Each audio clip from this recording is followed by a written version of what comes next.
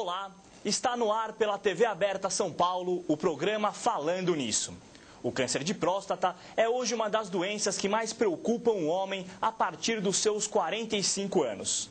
Falando nisso, eu recebo hoje em nosso estúdio o médico urologista Dr. José Roberto Kaufmann, do Hospital Albert Einstein e do Hospital Sírio-Libanês. Tudo bem, Dr. José Roberto? Tudo bom, Jairo. Conta pra gente qual a porcentagem de homens que tem o câncer de próstata. Então, Jairo, nesses últimos anos, a gente vem assistindo um aumento da incidência do câncer de próstata. Certo.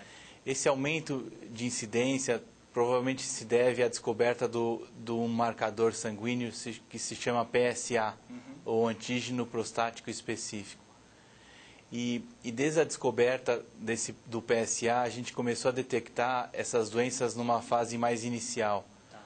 E hoje se estima que 1 em cada 6 homens podem ter câncer de próstata em alguma fase da vida. Ou seja, ele pode acometer 17% dos homens. E hoje é o câncer que é o câncer mais frequente nos homens que não fumantes. Os fumantes seriam o câncer de pulmão, os não fumantes seriam o câncer de próstata. Tá, então, na verdade, não é que aumentou o número de pessoas com câncer, é mais fácil hoje de descobrir o que tem câncer. E como que é feito o tratamento, a partir do momento que a pessoa descobre que ela tem um câncer de próstata, qual o procedimento? Então, inicialmente, é importante você identificar qual que é o estágio da doença, se ela encontra-se no estágio inicial ou, eventualmente, se é uma doença mais avançada. Sendo uma doença no estágio inicial, você pode usar um tratamento cirúrgico ou um tratamento radioterápico. Dentro do tratamento radioterápico, você tem algumas formas de radioterapia. Dentro do tratamento cirúrgico, você tem a cirurgia aberta, que é a cirurgia tradicional, ou a cirurgia laparoscópica ou minimamente invasiva. E hoje em dia nós temos a cirurgia robótica, que une a cirurgia minimamente invasiva com a laparoscópica. O que seria minimamente invasiva ou invasiva? Então, minimamente invasiva seria uma cirurgia que é feita através de punções ou de trocáteres, de pequenos orifícios. Não há necessidade de uma abertura total da cavidade abdominal. Tá, você falou em cirurgia robótica, são robôs fazendo a cirurgia? Na verdade, o robô, muita gente tem essa dúvida e fica esse sentimento de um robô operando sozinho, fazendo o que tem no programa de computador dele. Hoje a gente ainda não chegou a esse ponto. Ainda é o médico que comanda o robô. Então o robô funcionaria como um sistema de mestre escravo, entre aspas. O mestre seria o médico e o escravo o robô, onde o que o mestre determina, isso é transmitido para o robô e ele age fazendo a cirurgia. Mas isso é uma novidade, né? Isso é novo no... Isso é uma grande novidade, principalmente no Brasil. Nos Estados Unidos, esse tipo de cirurgia já começou no ano 2000. E no Brasil, esses robôs acabaram de chegar para esses dois hospitais, para o Hospital Sírio-Libanês e para o Albert Einstein. A gente já tem esse robô no hospital? A gente já tem essa tecnologia disponível hoje. Eles chegaram há um mês e as primeiras cirurgias foram realizadas ao redor de 15 dias. Então, explica como era feito a cirurgia sem o robô e como é feito hoje com o robô. Certo. Inicialmente, nós tínhamos a cirurgia aberta, que é a cirurgia mais tradicional e mais efetuada pela maioria dos médicos. A cirurgia aberta consiste na abertura da cavidade abdominal. É uma cirurgia em que você tem uma quantidade de sangramento relativamente grande, apesar de grandes avanços no conhecimento da técnica anatômica que aconteceram nos últimos anos. Mas o maior inconveniente para o homem, e uma das maiores preocupações para o homem na cirurgia aberta, é o elevado grau de disfunção erétil.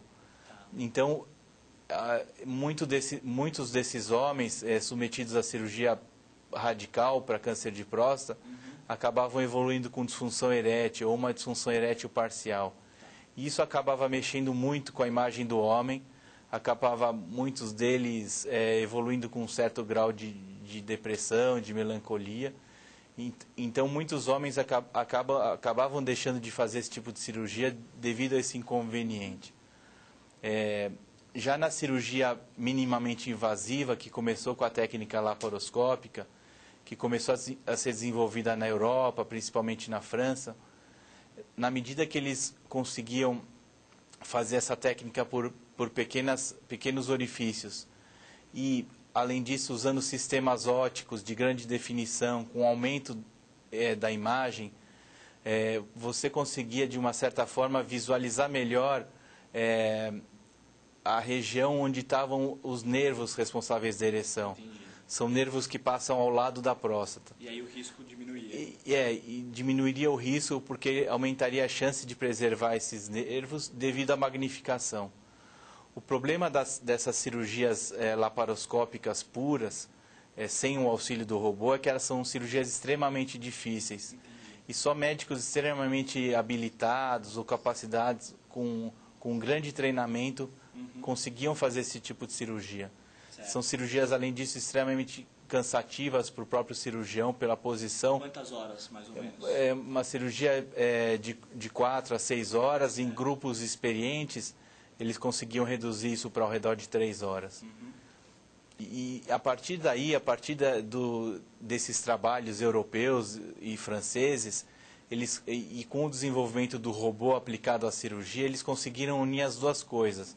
Quer dizer, as duas técnicas, a técnica minimamente invasiva, laparoscópica, com uma máquina robótica, ou uma máquina, o robô, que hoje que ele se chama Da Vinci, esse robô, em homenagem provavelmente ao Leonardo da Vinci, que foi o primeiro, na história, o primeiro técnico, o primeiro artista a desenvolver um braço robótico. O braço de Da Vinci era um braço, lógico, mais primitivo, que possibilitava 4 graus de liberdade, ou 4 graus de movimento. Hoje, o braço robótico atual possibilita 7 graus de movimento, e ele consegue, inclusive, fazer movimentos que a nossa mão humana não consegue fazer. Por exemplo, o nosso pulso, ele tem essa rotação. O braço robótico, ele consegue uma rotação de 360 graus. Ele consegue fazer um movimento desse tipo, inclusive dando a volta com o pulso fletido, que a gente não conseguiria normalmente. Tá bom, doutor Zé Roberto, a gente vai dar uma pausa no nosso bate-papo, daqui a pouco a gente volta para explicar um pouco melhor como é essa cirurgia robótica. Tá ótimo. O Falando Nisso volta daqui a pouco.